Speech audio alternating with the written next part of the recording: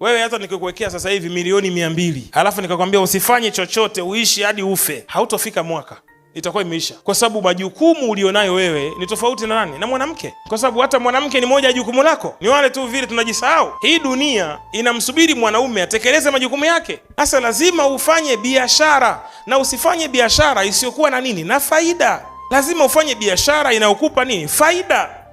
Usianzishe biashara mpya ukiamini kwamba itasimama ndani ya miezi 2 na kushtua mapema. Unapoanzisha biashara mpya maana yake your vision ni kitu chako kipya.